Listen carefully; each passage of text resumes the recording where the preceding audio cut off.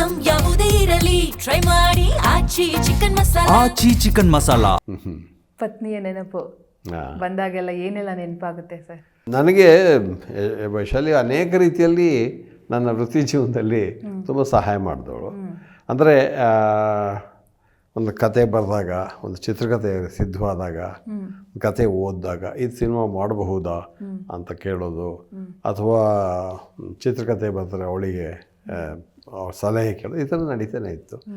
Otherwise ನಮ್ಮ ಕುಟುಂಬದ ಜೊತೆಗೆ ತುಂಬ ಚೆನ್ನಾಗಿ ಹೊಂದ್ಕೊಂಡು ಹೋಗಿದ್ಲು. ಹಾಗಾಗಿ ಅದೇ ಒಂದು ದೊಡ್ಡ ಬೋನಸ್ ಪಾಯಿಂಟು. ಓಕೆ.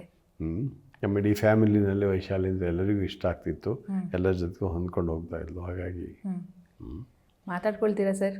ಎಲ್ಲಿದೆಯಾ ಆ ಥರದ್ದೆಲ್ಲ, ಈ ಥರದ್ದೆಲ್ಲ ಒಂದು ಸ್ವಲ್ಪ ಕಲ್ಪನಾ ಲೋಕದಲ್ಲಿ ಈ ಸಾಹಿತಿಗಳೆಲ್ಲ ಹಂಗೆ ಸ್ವಲ್ಪ ಮೌನವಾಗೇ ಮಾತಾಡೋದು ಅದೆಲ್ಲ ಇರುತ್ತಲ್ಲ ಸರ್? ಹಾಗೆ ಜಾಸ್ತಿ ನೆನಪಾದಾಗ ಹೇಗಿರ್ತೀರಾ ಸರ್ ನೀವಂತ? ತುಂಬಾ ನೆನಪಾದಾಗ ಅವರು ಮೇಡಮ್ ಅವ್ರು ನೆನಪಾದ್ರೆ?